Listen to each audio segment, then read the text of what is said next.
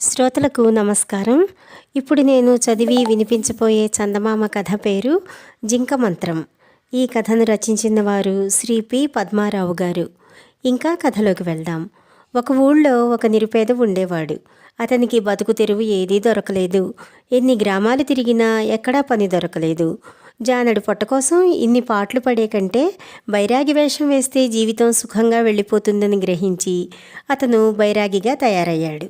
బైరాగి వేషంలో అతను ఒక గ్రామం నుంచి మరొక గ్రామానికి పోతూ ఎండవేళ ఒక చెట్టు నీడన కూర్చుని ఉండగా భీమయ్య అనే పేదవాడొకడు ఆ బైరాగిని చూసి సాష్టాంగపడి కాళ్ళు రెండు పట్టుకున్నాడు. ఏం కావాలి నాయనా అని బైరాగి భీమయ్యను అడిగాడు. తమరు సిద్ధులు, నేను బతుకు తెరువు చూసుకోలేని కటిక దరిద్రుణ్ణి. నన్ను తమ శిష్యుడిగా ఉంచుకోండి. నేను తమ వెంట వస్తాను. తమ వంటి వారి పాదసేవ చేసుకుంటే ఇహము పరము ఉంటాయి అన్నాడు భీమయ్య. ఈ మాటలు విని బైరాగి భయపడ్డాడు.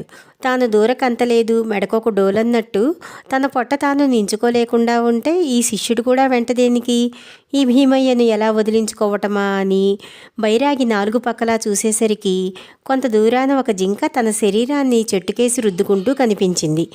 అతను భీమయ్యకు ఆ జింకను చూపించి అది ఏం చేస్తున్నది అని అడిగాడు. ఒళ్ళు చెట్టుకేసి రుద్దుకుంటున్నది అన్నాడు భీమయ్య. నువ్వు రుద్దేది నాకెరుకే, నువ్వు రుద్దేది నాకెరుకే, నువ్వు రుద్దేది నాకెరుకే అని 3 సార్లు అను అన్నాడు బైరాగి. నువ్వు రుద్దేది నాకెరుకే అని భీమయ్య 3 సార్లు అన్నాడు. అది ఇప్పుడేం చేస్తున్నది అన్నాడు బైరాగి.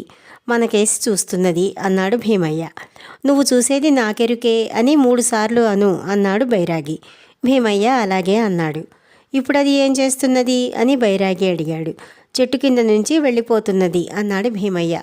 నువ్వు పొయ్యేది నాకెరుకే అని 3 సార్లు అను అన్నాడు బైరాగి. భీమయ్య అట్లాగే అన్నాడు. ఇది జింక మంత్రం.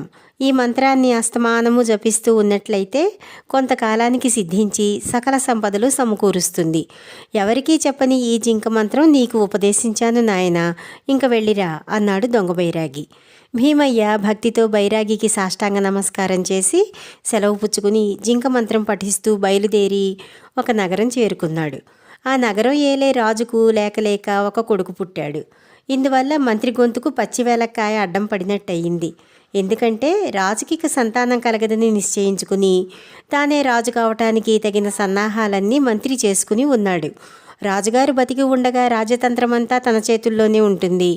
ఆయన పోయిన మరుక్షణం రాజ్యయంత్రం కూడా తనదే అవుతుందని మంత్రి ఆశపడ్డాడు.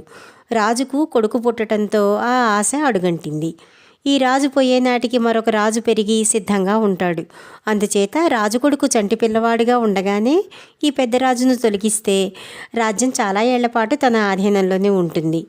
మంత్రి రాజుగారి మంగలిని పిలిపించి, ఒరే, నువ్వు రాజుగారికి గడ్డం చేసేటప్పుడు ఒక దెబ్బన ఆయన మెడ నరికెయ్యి, నీకు మంచి జాగీరిస్తాను అన్నాడు. మంగలి భయపడి, బాబోయ్, దొరికానంటే తల తీసేస్తారు అన్నాడు. రాజుగారు పోతే అధికారం నాదే కాదుట్రా, నీ తల ఎవరు తీస్తారు?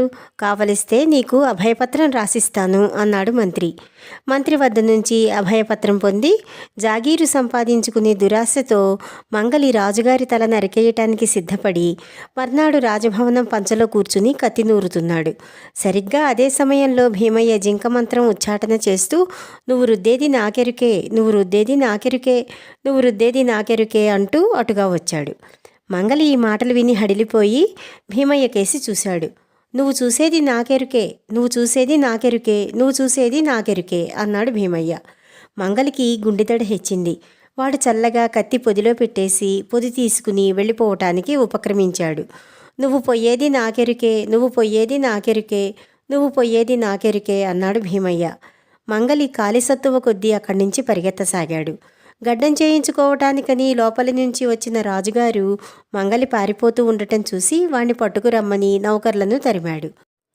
వాళ్ళు మంగలి వెంట పడి పరిగెత్తి పట్టుకుని రాజుగారి దగ్గరికి తీసుకువచ్చారు. జింక మంత్రం జపించటంలో నిమగ్నుడై ఉన్న భీమయ్య ఈ హడావిడంతా చూసి మంత్రమాట మరిచిపోయి వింత చూస్తూ అక్కడే నిలబడ్డాడు. ఎవడో పారిపోవటము, వాణ్ణి భటులు తరిమి పట్టుకుని తీసుకురావటము భీమయ్యకు కనిపించింది. కానీ ఆ పారిపోయిన వాడు దొంగతనమే చేశాడో మరేమిటి చేశాడో భీమయ్యకు అర్థం కాలేదు. రాజుగారి ఇంటి ముందు చిన్న గుంపు చేరింది. మంగలి రాజుగారి కాళ్ళు పట్టుకుని వలవలా ఏడుస్తూ మంత్రి చేసిన కుట్ర అంతా బయటపెట్టాడు. మంత్రి ఇచ్చిన అభయపత్రం కూడా చూపాడు. అంతా అయినాక వాడు, మహారాజా, ఇవాళ నేను లేచిన వేళ మంచిది. ఆ దారే పోయే ఆయన నా రహస్యం కనిపెట్టాడు కనుక నేను రాజద్రోహం చేయకుండా తప్పించుకున్నాను అన్నాడు. ఆ మంగలి గుంపులో ఉన్న భీమయ్యను చూసి గుర్తుపట్టి, ఈ మహాత్ముడే నా ద్రోహం కనిపెట్టాడు అన్నాడు. రాజు భీమయ్యను చాలాసేపు ప్రశ్నించిన మీదట అసలు సంగతి బయటపడింది. భీమయ్యకు మంగలి తలపెట్టిన ద్రోహం మాట ఏమీ తెలియదు. అతను జింకమంత్రం పఠించాడు అంతే. రాజుగారు రాజద్రోహం తలపెట్టిన మంత్రికి ఉరిశిక్ష విధించి, మంగలికి దేశ బహిష్కార శిక్ష విధించి, జింకమంత్రంతో తన ప్రాణం కాపాడిన భీమయ్యకు మంచి జాగీరిచ్చి అతన్ని తన కొలువులో ఉంచుకున్నాడు. జింకమంత్రం అతని సమస్యలన్నింటినీ తీర్చేసింది. ఈ కథ ఇంతటితో సమాప్తం. మళ్ళీ మరొక కొత్త కథతోటి కలుసుకుందాము. నమస్కారం.